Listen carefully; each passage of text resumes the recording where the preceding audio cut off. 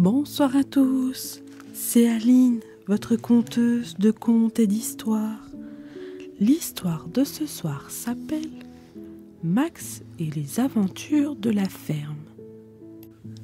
Il était une fois, dans une petite ferme nichée au cœur d'une vallée verdoyante, un petit chiot nommé Max.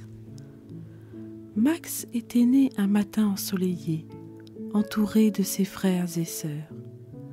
Son pelage doux et soyeux était tacheté de brun et de blanc, et sa petite queue remuait sans cesse, signe de sa joie de vivre. Max aimait sentir le vent caresser son museau et entendre les oiseaux chanter dans les arbres.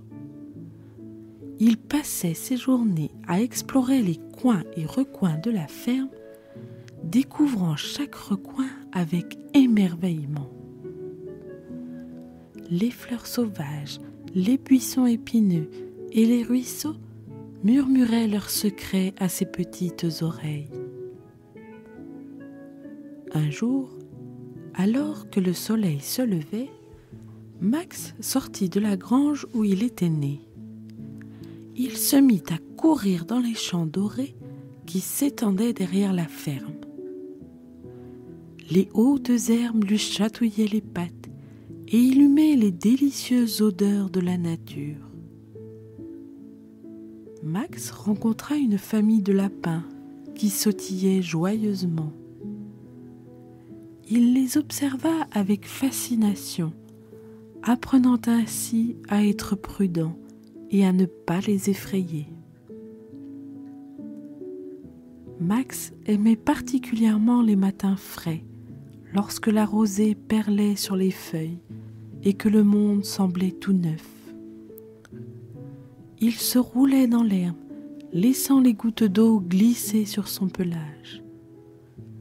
Parfois, il croisait un papillon aux ailes chatoyantes et il essayait de le suivre en zigzagant maladroitement. La vieille chouette de la ferme, perchée sur une branche, observait Max avec bienveillance. Elle lui raconta des histoires sur les étoiles et les saisons, et Max écouta attentivement. Il se sentait en sécurité en compagnie de la chouette, comme s'il avait trouvé une nouvelle amie. Max grandit rapidement, mais son esprit curieux ne faiblit jamais. Il continua d'explorer les champs, de grimper aux arbres et de creuser des trous dans la terre meuble. Il découvrit même un petit ruisseau où il aimait se rafraîchir les pattes les jours de grande chaleur. Ainsi, dans cette petite ferme, Max grandit, apprenant chaque jour quelque chose de nouveau. Il savait maintenant qu'il devait être prudent, mais il ne cessa jamais d'explorer et d'apprendre. Les tout-petits pouvaient s'endormir en sachant que Max veillait sur eux, prêt à les emmener dans de nouvelles aventures au pays des rêves.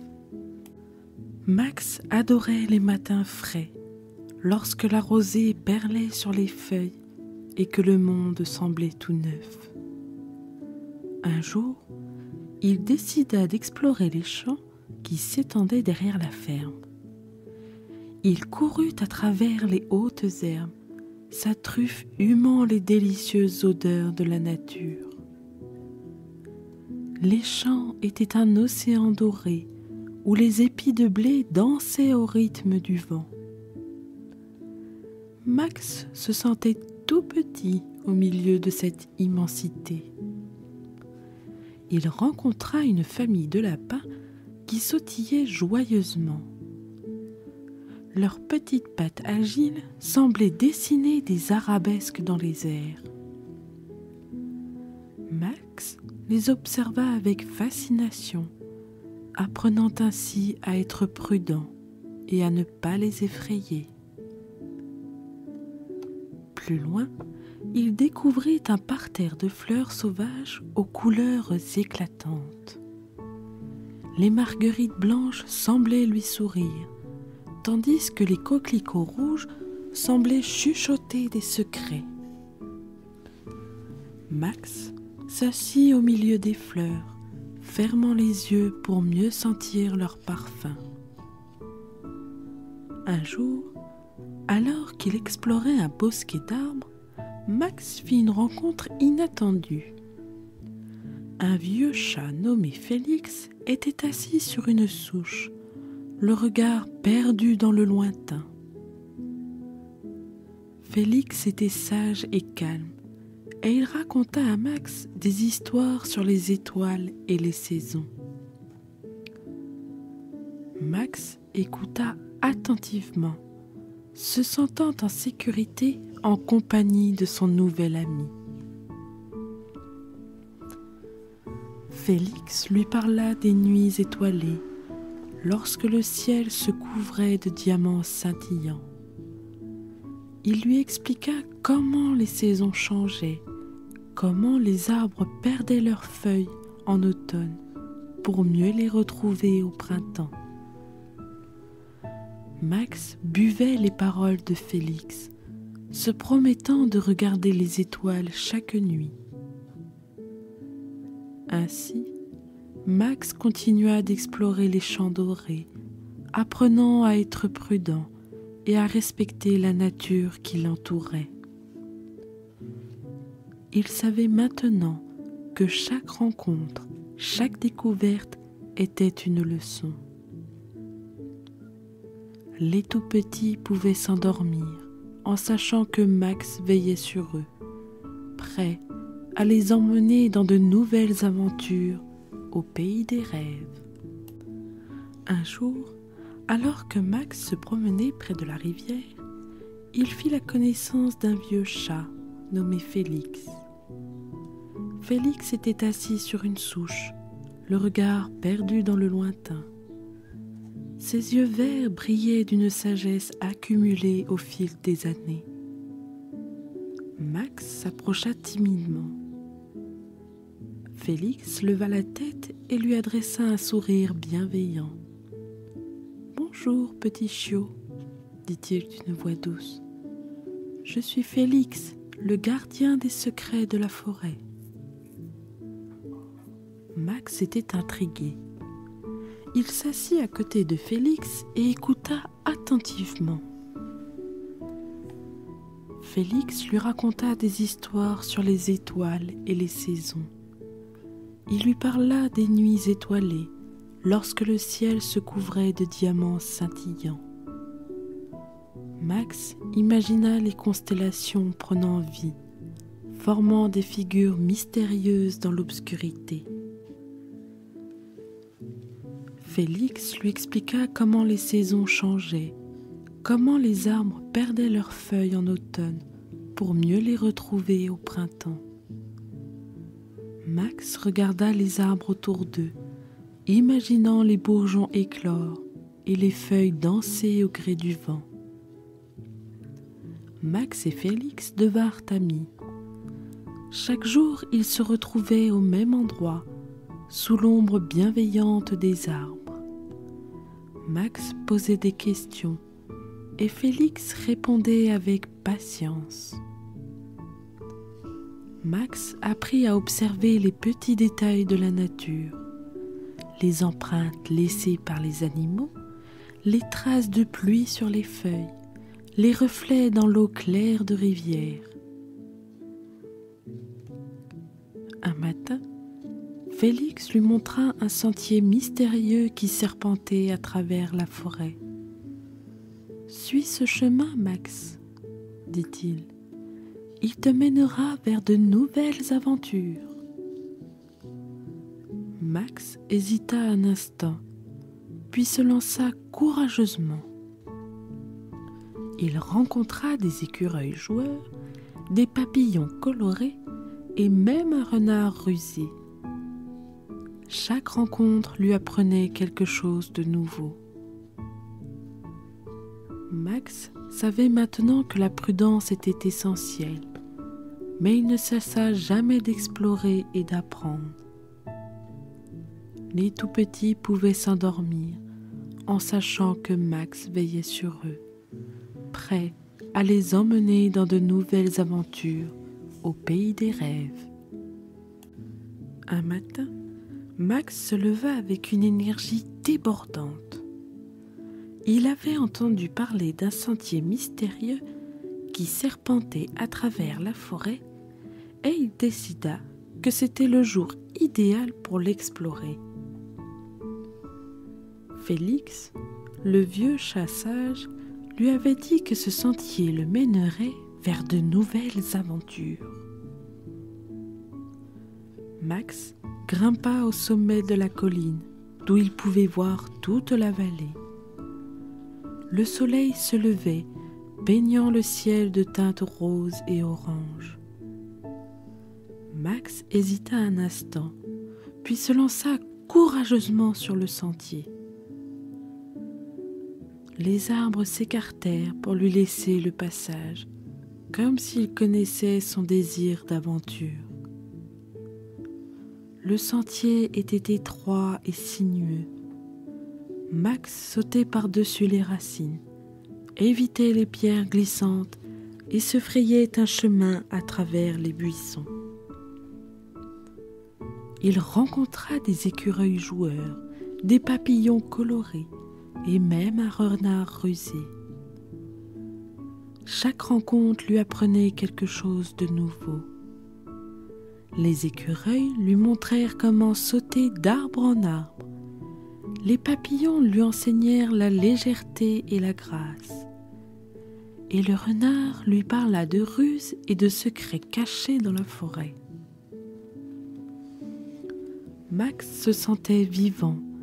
Il découvrit une clairière où les fleurs sauvages dansaient au rythme du vent.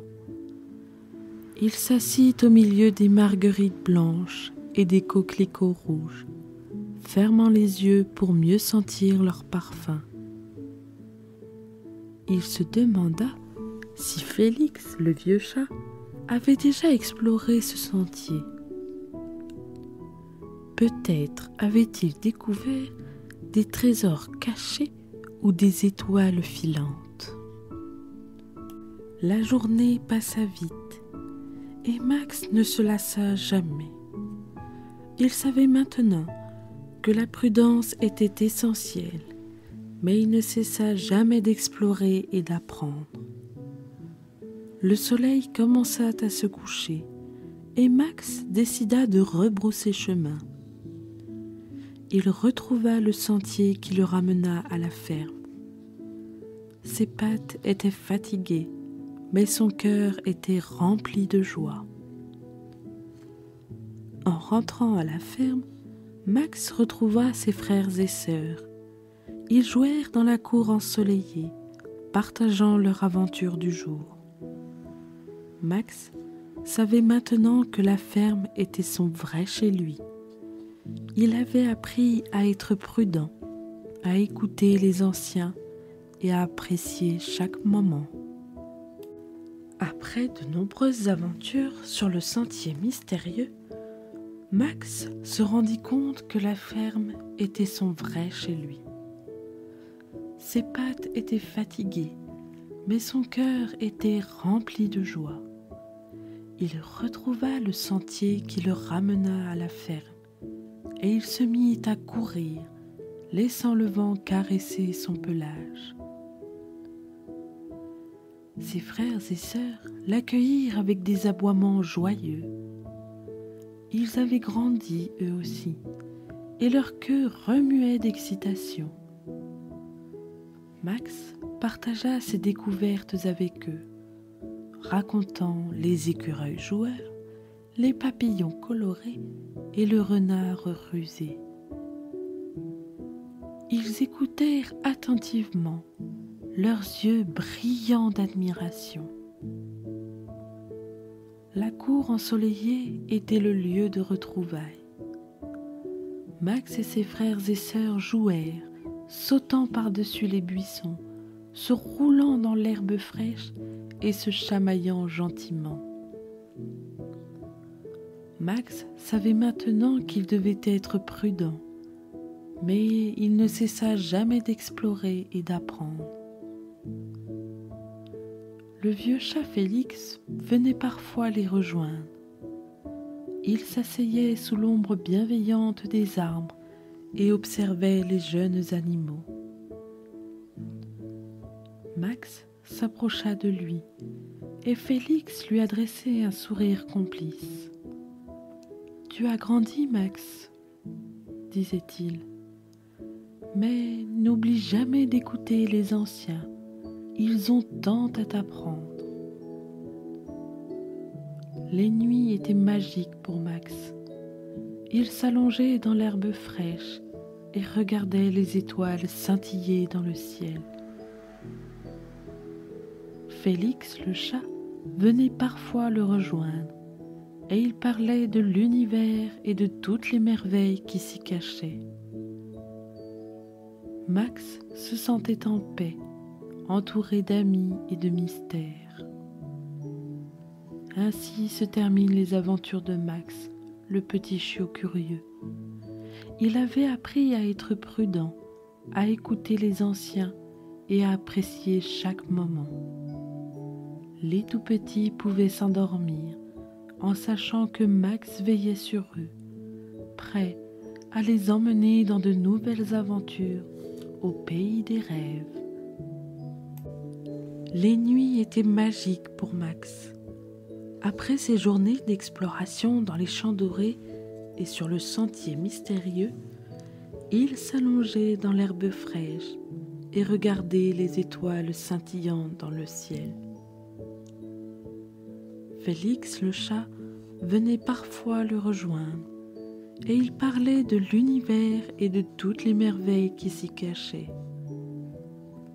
Max aimait particulièrement les étoiles filantes. Il en avait vu une la première fois lorsqu'il était assis avec Félix dans la clairière. La traînée lumineuse avait traversé le ciel, laissant derrière elle une lueur fugace. Max avait fermé les yeux et fait un vœu, comme le veut la tradition. Félix lui avait souri. Les étoiles filantes sont des messagers du ciel. Elles portent nos espoirs et nos rêves vers des mondes lointains. Max avait imaginé son vœu se propulsant à travers l'espace, atteignant des étoiles lointaines et des planètes inconnues. Les nuits étaient aussi des moments de réflexion pour Max. Il pensait à sa famille à la ferme, à ses frères et sœurs qui dormaient paisiblement. Il se demandait ce que l'avenir lui réservait. Peut-être y aurait-il d'autres sentiers à explorer, d'autres amis à rencontrer. Félix lui racontait des histoires sur les constellations. Il pointait du bout de sa patte les étoiles qui formaient des figures dans le ciel. Max apprit à reconnaître la Grande Ourse, Orion et Cassiopée. Il imaginait les dieux et les héros de ces légendes vivant parmi les étoiles. Un soir, alors que la lune était pleine, Max se coucha sur le dos et fixa le ciel. Les étoiles brillaient intensément, comme des diamants éparpillés sur un tapis de velours noir. Max se sentait tout petit, mais il savait qu'il faisait partie de quelque chose de plus grand. Il était lié à l'univers, aux étoiles et aux secrets de la nuit. Félix s'assit à côté de lui. « Max, dit-il doucement, chaque étoile a son histoire. Chaque étoile est un souvenir, une lumière qui traverse le temps. Max écouta, absorbant chaque mot. Il se promit de regarder les étoiles chaque nuit, de se souvenir des aventures vécues et de rêver à celles à venir. Ainsi se terminent les aventures de Max, le petit chiot curieux. Il avait appris à être prudent, à écouter les anciens et à apprécier chaque moment. Les tout-petits pouvaient s'endormir en sachant que Max veillait sur eux, prêt à les emmener dans de nouvelles aventures au pays des rêves sous les étoiles brillantes. Le petit ours perdu. Olivier se réveilla ce matin-là avec une curiosité nouvelle. La forêt lui semblait plus grande que jamais et il décida qu'il était temps d'explorer au-delà des sentiers familiers. Sa maman ours lui avait toujours dit de rester près de la tanière, mais aujourd'hui, Olivier se sentait courageux. Il sortit de sa tanière douillette et se mit à trotter à travers les sous-bois. Les feuilles craquaient sous ses pattes et l'air était frais et parfumé. Olivier observa les rayons du soleil qui filtraient à travers les branches, créant des motifs dansants sur le sol. Mais plus il avançait, plus les arbres semblaient se rassembler. Les buissons formaient des labyrinthes et Olivier se rendit compte qu'il ne savait plus où il était. Il s'arrêta, regardant autour de lui avec des yeux inquiets. Où était sa maman? Comment allait-il retrouver son chemin? C'est alors qu'il entendit un bruissement dans les feuilles. Un vieux hibou aux plumes grises et aux yeux perçants était perché sur une branche. Ses ailes semblaient avoir vu de nombreuses saisons et son regard était empreint de sagesse. « Petit ours, dit le hibou d'une voix douce, tu es égaré, n'est-ce pas ?» Olivier hocha la tête, sentant ses pattes trembler légèrement. « Oui, monsieur hibou, je ne sais plus où aller. » Le hibou inclina la tête. « La forêt est vaste, mais il y a toujours quelqu'un pour t'aider. Regarde là-haut. » Il pointa vers le ciel étoilé. Chaque étoile était un guide. Elles te montreront le chemin.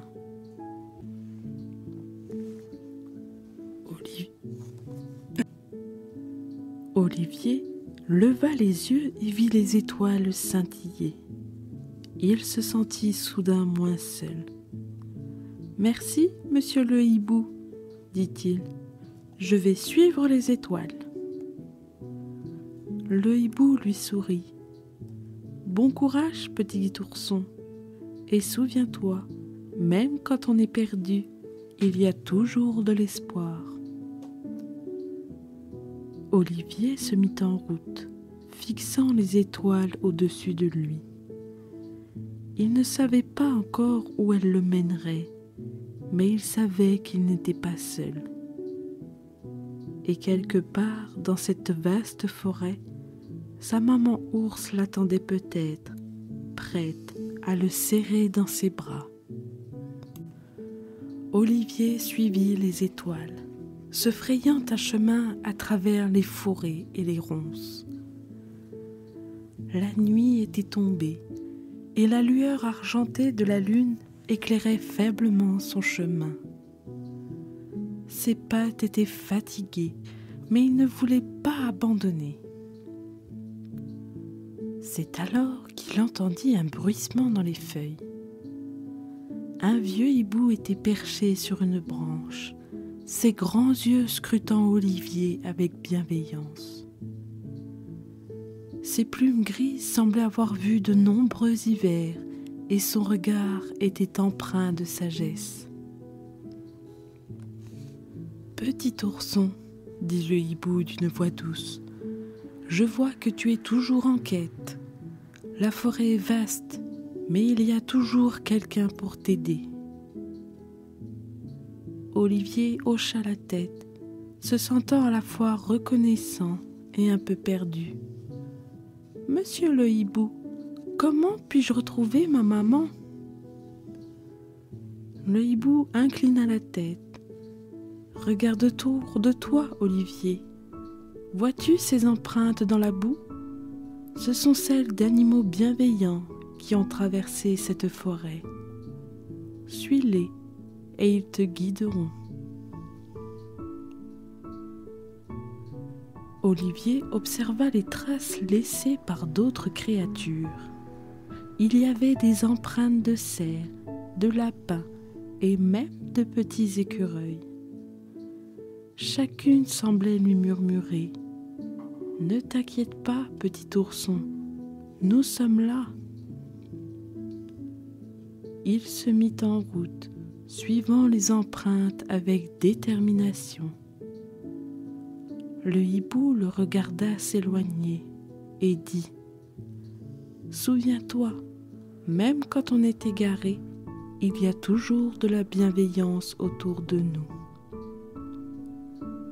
Olivier se sentit réconforté. Il savait que la forêt était pleine d'amis prêts à l'aider, et quelque part, sa maman ours l'attendait peut-être, guettant son retour avec impatience. Olivier suivit les étoiles, sa fourrure douce frôlant les feuilles humides. La nuit était tombée et la forêt semblait plus mystérieuse que jamais. Les étoiles brillaient au-dessus de lui, formant des constellations qui semblaient lui murmurer des secrets. Il se souvint des paroles du vieux hibou. Chaque étoile est un guide. Olivier fixa la grande ours, se demandant où elle le mènerait. Il marcha d'un pas déterminé, ses petites pattes s'enfonçant dans la mousse. Bientôt, il arriva près d'une rivière. L'eau coulait doucement, reflétant les étoiles comme autant de diamants scintillants. Olivier se pencha pour boire, sentant la fraîcheur de l'eau sur sa langue. C'est alors qu'il entendit un doux murmure. Des lucioles dansaient au-dessus de la rivière, leurs petites lumières clignotant en rythme. « Suis le cours de la rivière, » semblait-elle dire. « Elle te mènera quelque part de sûr. » Olivier se mit en route, longeant la rive. Il vit des grenouilles sauter d'un nénuphar à l'autre et des libellules virevolter au-dessus de l'eau. Chaque criquet et chaque cri d'oiseau semblait lui indiquer le chemin. Il se sentait moins seul maintenant. La rivière était son guide et les étoiles veillaient sur lui. Il se demanda si sa maman ours le cherchait aussi, si elle scrutait le ciel en espérant le voir revenir. « Ne t'inquiète pas, petit ourson, se dit-il. Même quand on est égaré, il y a toujours une voie à suivre. » Olivier suivit le cours de la rivière, ses pattes s'enfonçant dans la terre humide. Les étoiles brillaient toujours au-dessus de lui, comme autant de lanternes guidant son chemin. Il se demandait si sa maman ours le cherchait aussi, si elle scrutait le ciel en espérant le voir revenir. La rivière serpentait à travers la forêt, Ses eaux cristallines reflétaient les arbres et les étoiles. Olivier entendit un doux murmure, comme un chant lointain. Il s'approcha et découvrit une famille de castors en train de construire un barrage. Les castors étaient affairés, leur queue plate battant l'eau avec précision. Ils avaient des pelages bruns et des yeux vifs. L'un d'eux leva la tête et regarda Olivier. « Petit ours, tu es égaré ?» demanda-t-il. Olivier hocha la tête. « Oui, je cherche ma maman ours. Je me suis perdu. » Le castor sourit. « Ne t'inquiète pas, suis le cours de la rivière. Elle te mènera vers ta famille. » Il montra du museau le barrage qu'il construisait. « Nous sommes là pour t'aider. » Olivier se sentit reconnaissant. Il continua à marcher le long de la rivière, observant les castors travailler avec acharnement. Il semblait savoir exactement ce qu'ils faisaient, comme s'il avait construit des barrages toute leur vie. Il se dit que la rivière était comme un fil d'argent qui le reliait à sa maman ours. Il se demanda si elle l'attendait près d'un autre barrage, guettant son retour avec impatience. « Ne t'inquiète pas, petit ourson, » se répéta-t-il. « Même quand on est égaré, il y a toujours quelqu'un pour nous aider. » Olivier suivit le cours de la rivière, ses pattes s'enfonçant dans la terre humide. Les étoiles brillaient toujours au-dessus de lui, comme autant de lanternes guidant son chemin. Il se demandait si sa maman ours le cherchait aussi, si elle scrutait le ciel en espérant le voir revenir. La rivière serpentait à travers la forêt, ses eaux cristallines reflétant les arbres et les étoiles. Olivier entendit un doux murmure, comme un chant lointain.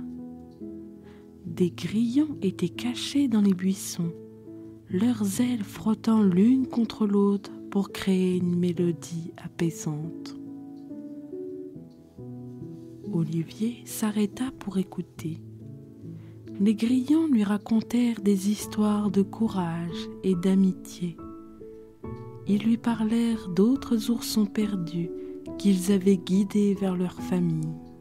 « Ne t'inquiète pas, petit ourson, » disait-il. « La forêt est pleine d'amis prêts à te guider. » Il se sentit moins seul. Les grillons étaient comme des gardiens invisibles, veillant sur lui pendant son voyage. Olivier se demanda si sa maman ours les entendait aussi, si elle savait qu'il était en sécurité. Il continua à marcher, suivant le chant des grillons. Ils lui montrèrent des raccourcis à travers les fourrés, des passages secrets entre les arbres. Olivier se dit que la forêt était un endroit mystérieux, plein de surprises et de merveilles. « Ne t'inquiète pas, petit ourson, » se répéta-t-il. « Même quand on est égaré, il y a toujours une mélodie pour nous guider. » Olivier suivit le cours de la rivière, ses pattes s'enfonçant dans la terre humide. Les étoiles brillaient toujours au-dessus de lui, comme autant de lanternes guidant son chemin. Il se demandait si sa maman ours le cherchait aussi, si elle scrutait le ciel en espérant le voir revenir. La rivière le conduisit à un grand chêne, dont les racines formaient un réseau complexe à la surface du sol. Olivier s'arrêta, observant les feuilles qui bruissaient doucement dans la brise nocturne. Il savait que sa maman ours était quelque part, peut-être cachée derrière l'écorce rugueuse de l'arbre. C'est alors qu'il la vit. Sa maman ours sortit de l'ombre, ses yeux brillants de joie. Elle avait le même pelage brun que lui, et ses bras étaient grands ouverts. « Olivier !» s'exclama-t-elle. « Mon cher petit ourson !» Olivier courut vers elle, se blottissant contre sa fourrure douce. Il sentit son odeur familière, mélange de pain et de terre. « Maman !» murmura-t-il, « je me suis perdu, mais j'ai suivi les étoiles, la rivière et le chant des grillons. Et maintenant, je t'ai retrouvé. » Sa maman ours le serra fort dans ses bras. « Même quand on est perdu, il y a toujours quelqu'un pour nous aider, » dit-elle. « Je t'ai cherché partout, mon petit Olivier. » Ils restèrent là, sous le grand chêne, se réchauffant mutuellement. Olivier savait maintenant que la forêt était pleine d'amis bienveillants, prêts à guider ceux qui étaient égarés. Et il savait aussi que sa maman ours serait toujours là pour lui, prête à le ramener à la maison. Ainsi, Olivier apprit que même dans les moments les plus sombres, il y avait toujours de la lumière et de l'aide à trouver. Il se blottit contre sa maman, reconnaissant d'avoir retrouvé sa famille. Et c'est ainsi que se termina l'aventure d'Olivier, le petit ourson égaré. Il grandit entouré d'amour et de bienveillance, sachant que même dans les moments difficiles, il y aurait toujours quelqu'un pour l'aider. Aurore et le pouvoir de l'amour.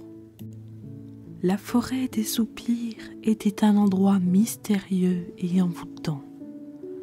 Les arbres, vieux et majestueux, se penchaient les uns vers les autres comme s'ils partageaient des secrets. Leurs feuilles d'un vert profond semblaient briller même à la lueur du crépuscule. Aurore et Sir-Édouard pénétrèrent dans la forêt, leurs pas étouffés par le tapis de mousse sous leurs bottes. L'air était chargé d'une tristesse palpable, et les oiseaux ne chantaient pas ici. Ils avançaient avec précaution, leurs yeux scrutant chaque recoin, chaque ombre. Soudain, ils entendirent un soupir si doux et mélancolique qu'il semblait venir du cœur même de la forêt. Aurore s'arrêta, écoutant attentivement. Sir-Édouard posa une main rassurante sur son épaule. « Nous sommes sur la bonne voie, » dit-il. « La forêt des soupirs nous guide. » Ils continuèrent leur marche, suivant le souffle invisible. Les arbres semblaient s'incliner vers eux, comme pour les encourager. Bientôt, ils atteignirent une clairière. Au centre, une fontaine de pierre jaillissait d'un bassin d'eau cristalline. Des lucioles dansaient autour d'elle, créant une lueur féerique. Aurore s'approcha de la fontaine et trempa ses doigts dans l'eau. Elle sentit une chaleur apaisante, comme si la fontaine lui murmurait des secrets. C'est ici, dit-elle à sœur Édouard. Le pouvoir de l'amour réside dans cette eau. Sir Édouard acquiesça. Buvez, Aurore, dit-il, buvez et laissez l'amour purifier votre cœur. Aurore s'inclina et but une gorgée. Elle sentit une énergie nouvelle l'envahir, une détermination sans faille. Elle savait que leur quête ne faisait que commencer. Ils se reposèrent près de la fontaine, écoutant les soupirs de la forêt. Aurore ferma les yeux et se remémora les visages de ses sujets, les enfants qui avaient besoin d'espoir, les aînés qui avaient perdu tout espoir. Elle se promit qu'elle ne renoncerait pas, qu'elle trouverait le moyen de vaincre Dracarlan et de ramener la lumière dans leur royaume. Ainsi, dans la forêt des soupirs, Aurore et Sir Édouard firent le vœu solennel de poursuivre leur quête. Ils se levèrent, main dans la main, prêts à affronter les épreuves à venir. Car ils savaient que l'amour était leur arme la plus puissante et qu'elle les guiderait jusqu'à la victoire. La montagne des étoiles se dressait devant Aurore et Sir Édouard, comme un géant endormi. Ses flancs étaient couverts de neige éternelle et ses sommets disparaissaient dans les nuages.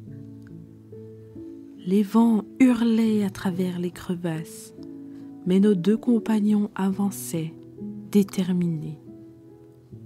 Ils escaladèrent la montagne, leurs bottes crissant sur la glace. La pente était raide et chaque pas était un défi.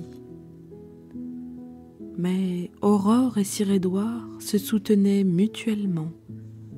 Ils savaient que la montagne des étoiles était le lieu où ils trouveraient la prochaine clé pour vaincre Dracarlan. Au sommet, ils découvrirent une grotte. Ses parois brillaient comme des diamants, reflétant la lumière des étoiles. À l'intérieur, une source jaillissait d'une fissure dans la roche. L'eau était froide et pure, et Aurore s'agenouilla pour boire. Elle sentit une énergie nouvelle, une connexion avec les cieux. Sir Édouard observa les étoiles à travers l'ouverture de la grotte. « C'est ici que nous devons chercher, » dit-il. « Les étoiles nous guideront. » Aurore acquiesça. Elle se leva et tendit la main vers le ciel. Les étoiles semblaient plus proches, comme si elles voulaient lui parler. Elle se concentra, cherchant un signe. Soudain, une étoile filante traversa le ciel. Aurore ferma les yeux et fit un vœu. « Que notre amour soit notre force, » murmura-t-elle. « Que nous puissions sauver notre royaume. » La grotte trembla. Une lumière éblouissante jaillit de la source. Aurore et Sir Édouard se regardèrent. Leur cœur battait à l'unisson. Ils savaient que c'était là, dans cette grotte, qu'ils avaient trouvé la clé. L'amour pur, celui qui transcède les épreuves et les ténèbres. Ils remplirent leurs gourdes avec l'eau de la source. « Cela nous protégera, » dit Aurore, « et nous guidera jusqu'à Dracarlan. » Sir Édouard hocha la tête. Ils redescendirent la montagne, main dans la main, portant avec eux la lumière des étoiles. Le marais des mirages était un lieu étrange et trompeur. Aurore et Sir-Édouard s'enfoncèrent dans ces eaux boueuses, leurs bottes aspirées à chaque pas. Les roseaux se courbaient sous le vent et les brumes dansaient au-dessus de la surface. Ici, les mirages étaient fréquents. Des images floues se transformaient devant eux, les tentant de s'égarer. Aurore vit une silhouette familière, sa mère, décédée depuis longtemps. Sir-Édouard aperçut son père, qui avait péri au combat. Mais ils se rappelèrent leur quête et continuèrent d'avancer. Au cœur du marais, ils trouvèrent un miroir. Il était posé sur un socle de pierre et sa surface était lisse comme du cristal. Aurore s'approcha et regarda son reflet. Elle vit son propre visage, mais il semblait plus vieux, plus sage. « C'est un miroir magique, » dit-elle à Sir-Édouard. « Il révèle nos vérités intérieures. » Sir-Édouard se pencha à son tour. Son reflet montrait un homme fatigué, mais déterminé. « Nous devons rester concentrés, dit-il. Les mirages essaieront de nous détourner de notre but. » Aurore acquiesça. Ils se tenaient côte à côte, se guidant mutuellement. Le miroir se mit à briller. Des mots apparurent à sa surface, écrits dans une langue ancienne. Aurore les déchiffra. L'amour est la clé du cœur pur. Elle comprit que le marais des mirages testait leur détermination. Ils devaient rester fidèles à leur quête, malgré les illusions. Ils quittèrent le marais, portant avec eux la sagesse du miroir. Aurore sentait son cœur plus léger, comme si une partie de la tristesse du royaume s'était dissipée. Sir-Édouard lui sourit. « Nous sommes plus forts ensemble, dit-il. L'amour nous guidera jusqu'à la victoire. » La grotte des secrets était dissimulée au cœur d'une falaise abrupte. Aurore et Sir-Édouard la découvrirent après une longue marche à travers des bois sombres et des sentiers rocailleux. L'entrée était étroite, mais ils savaient que c'était là qu'ils trouveraient la prochaine étape de leur quête. Ils allumèrent des torches et pénétrèrent dans l'obscurité. La grotte était humide, ses parois couvertes de mousse. Des chauves-souris voletaient au-dessus de leur tête et des chuchotements résonnaient dans les profondeurs. Aurore sentit une énergie mystérieuse, comme si la grotte était imprégnée de secrets anciens. Au bout d'un tunnel étroit, ils trouvèrent un parchemin posé sur un autel de pierre. Ces caractères étaient écrits dans une langue oubliée, mais Aurore les comprit. « L'amour est la clé, » lut-elle à voix haute. « Trouvez le cœur de Dracarlan et brisez-le. » Sir-Édouard examina le parchemin. « Le cœur de Dracarlan, murmura-t-il, c'est là que réside sa puissance. » Il savait que ce ne serait pas facile. Dracarlan était rusé et son cœur était probablement caché dans un lieu dangereux. Ils avancèrent plus profondément dans la grotte. Des stalactites pendaient du plafond et des rivières souterraines murmuraient à leurs pieds. Ils trouvèrent une porte massive, ornée de symboles énigmatiques. Aurore toucha la surface froide. « C'est ici, dit-elle. Le cœur de Dracarlan est derrière cette porte. » Ils la forcèrent à s'ouvrir. La salle qui s'étendait devant eux était sombre, mais une lueur faible émanait du fond. Ils avancèrent, leur cœur battant la chamade. Et là, sur un piédestal, ils virent un cristal noir. C'était le cœur de Dracarlan, dur comme la pierre et froid comme la mort. Aurore leva son épée. « Nous devons le briser, dit-elle.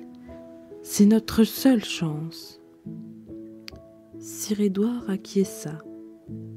Ils frappèrent le cristal ensemble, leurs forces combinées. Des étincelles jaillirent et le cœur se fissura. Dracarlan hurla au loin, sentant sa magie s'affaiblir. La lumière revint dans la grotte. Aurore et Sir-Édouard se regardèrent. Ils savaient que la victoire était proche. Ils devaient maintenant affronter Dracarlan au château, là où il se cachait. Mais ils étaient prêts, car l'amour était leur bouclier et leur épée. Le château de Dracarlan se dressait au sommet d'une falaise abrupte. Ses tours pointues semblaient griffer le ciel, et ses murs étaient couverts de lierre noir. Aurore et Sir-Édouard s'approchèrent, leur cœur battant la chamade. Ils savaient que c'était là que Dracarlan les attendait. Les gardes du château étaient des créatures tordues, mi-humaines, mi-bêtes. Leurs yeux luisaient d'une lueur maléfique et leurs griffes étaient acérées comme des lames. Aurore et Sir-Édouard les affrontèrent, leur épée dansant dans l'air. Ils savaient que chaque coup porté était un pas de plus vers la victoire. Ils traversèrent la cour du château, où des statues de pierre semblaient les observer. Aurore sentit leur regard pesant sur elle, mais elle ne fléchit pas. Elle savait que l'amour était leur bouclier, et elle se concentra sur son objectif, trouver le cœur de Dracarlan. Dans les couloirs sombres du château, ils évitèrent les pièges et les illusions. Des tableaux grinçants semblaient les suivre du regard. Mais Aurore garda les yeux fixés sur l'horizon. Ils atteignirent enfin la salle du trône, où Dracarlan les attendait. Le sorcier était assis sur un trône d'ossements, sa cape noire flottant autour de lui. Ses yeux étaient rouges comme la braise, et son sourire était cruel. « L'amour ne peut pas me vaincre, » dit-il d'une voix glaciale. « Je suis plus puissant que tout. » Aurore et Sir-Édouard se regardèrent. Ils savaient que c'était leur dernier combat. Ils avancèrent, leurs épées levées. Dracarlan lança des éclairs, mais ils les esquivèrent. Ils se rapprochèrent, leur cœur battant à l'unisson. Et là, au moment crucial, Aurore se souvint des mots du miroir magique. L'amour est la clé du cœur pur. Elle pensa à son royaume, à ses sujets, à Sir-Édouard. Elle pensa à l'espoir et à la lumière qu'ils avaient apportée, et elle sut que l'amour était plus fort que tout. Elle leva son épée et frappa le cœur de Dracarlan. Le cristal noir se brisa en 1000 morceaux et le sorcier hurla de douleur. La lumière revint dans le château et les ténèbres se dissipèrent. Aurore et Sir Édouard se tenaient debout, victorieux. Le royaume retrouva sa splendeur d'antan. Les oiseaux chantèrent, les rivières coulèrent à nouveau, et les sourires réapparurent sur le visage des habitants. Aurore et Sir Édouard étaient des héros, mais ils savaient que c'était l'amour qui avait triomphé. Ils se tournèrent vers le trône vide. Dracarlan avait disparu, emporté par sa propre magie noire. Aurore prit la main de Sir Édouard. « Nous avons réussi, dit-elle. L'amour a sauvé notre royaume. » Ainsi, dans le château de Dracarlan, Aurore et Sir Édouard montrèrent au monde que l'amour était la plus grande magie de toutes. Ils vécurent heureux, protégeant leur royaume pour toujours. Leur nom devint légendaire et chaque enfant grandit en connaissant leur histoire. Merci à vous d'avoir écouté cette histoire. Si cela vous a plu, n'hésitez pas à vous abonner, à liker et à activer la cloche des notifications. À bientôt pour de nouvelles aventures.